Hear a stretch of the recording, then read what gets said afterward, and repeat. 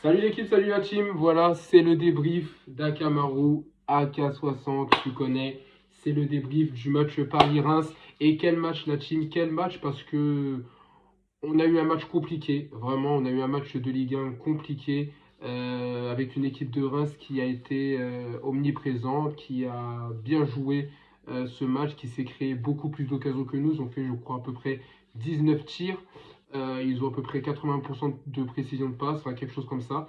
Très beau match de l'équipe de Reims qui s'est créé vraiment beaucoup d'occasions. Et vous me direz, ben, quand tu dis quelque chose comme ça, on pense que Paris a eu du mal, et ben vous savez le score? 3-0 la team. Et quand on voit le match, on dirait pas. Quand on voit le match, on dirait pas parce que c'est l'équipe de Reims qui nous a, pas, je dirais pas dominé, mais qui s'est créé des occasions franches, qui n'a pas eu peur d'aller vers l'avant et le ballon, et qui aurait très bien pu marquer, très bien pu marquer, mais on va le voir ce soir. Il y a eu des individualités encore, il y a eu des points d'amélioration au PSG, il y a eu aussi des points négatifs. Mais en tout cas, voilà, c'était vraiment un très beau match. Et au final, bah, c'est une victoire du PSG 3-0. Et c'est une victoire importante. C'est une victoire importante pourquoi? Parce que Nice a fait match nul hier contre Montpellier, ce qui veut dire que les Niçois ne gagnaient plus autant de points qu'avant. Et en cas de victoire, Paris était seul leader. C'est fait, les gars. 3-0. C'est une victoire nette. C'est une nouvelle victoire avec un clean sheet. On a beau prendre des buts en Ligue des Champions, en Ligue 1, c'est presque parfait. Voilà, superbe clean sheet encore de Donnarumma, pratiquement le cinquième ou sixième match sans but encaissé, si je dis pas de bêtises. 3-0, 3 buts, hein, tu connais la phrase de Kiki, si t'es pas content, triplé. Et en plus de ça, la team, en plus de ça, il y a la victoire qui nous permet d'être leader du championnat. Donc voilà, c'était très bien. Une composition où Luis Enrique avait fait beaucoup tourner. Nordi Mukiele était notamment titulaire. Lucas Hernandez était sur le banc. Pas de Ugarte, pas de Vitinha. Rondal Colomani, on le sait, est suspendu. C'est peut-être même une bonne chose. Non, je rigole, je suis méchant quand même. Mais voilà, c'était une équipe qui était remaniée. Et en tout cas, voilà, ça a été ficelé. Il y a eu de très bonnes choses. Défensivement, j'ai bien aimé Skriniar. Voilà, j'en reparle quand même tous les matchs. Mais Skriniar, incroyable. Alors, Skriniar, c'est simple, en 1 contre 1, dès qu'il est en position arrêtée, il est injouable. Clairement, c'est vraiment un très grand défenseur. Par contre, effectivement, quand il est en mouvement vitesse, il a un peu plus de mal. Marquinhos a fait un meilleur match que contre Milan.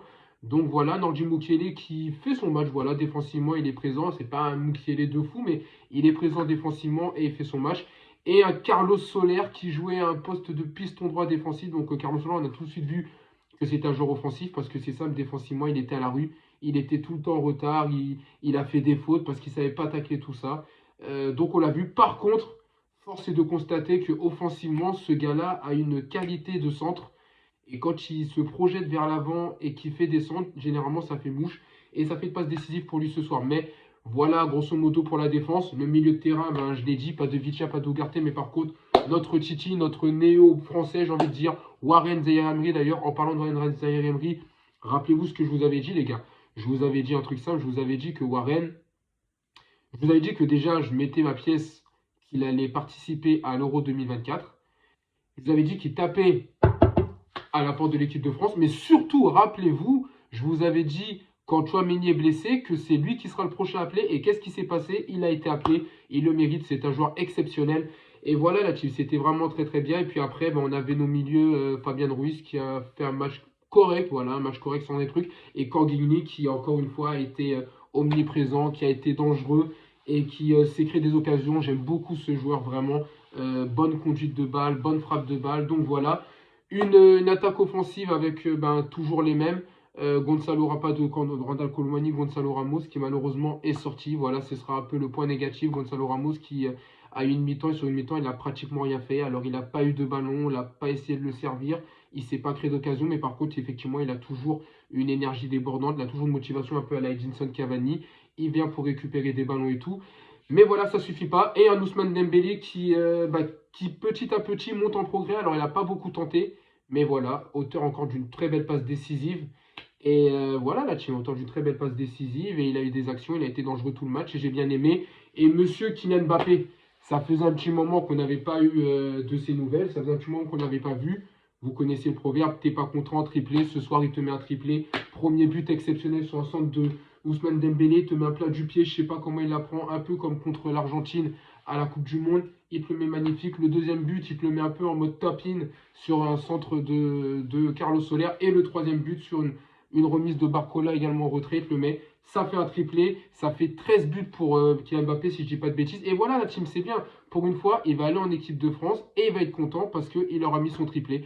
Donc voilà, c'était très très bien. Et je n'en ai pas parlé parce que d'habitude j'en parle au début, mais là je voulais faire un petit hommage. Gianluigi Donnarumma, les gars, parce que j'en ai parlé. Ça fait plusieurs matchs, même sur certaines défaites du PSG, où on se rend compte que si on n'a pas Donnarumma, on va prendre un bouillon.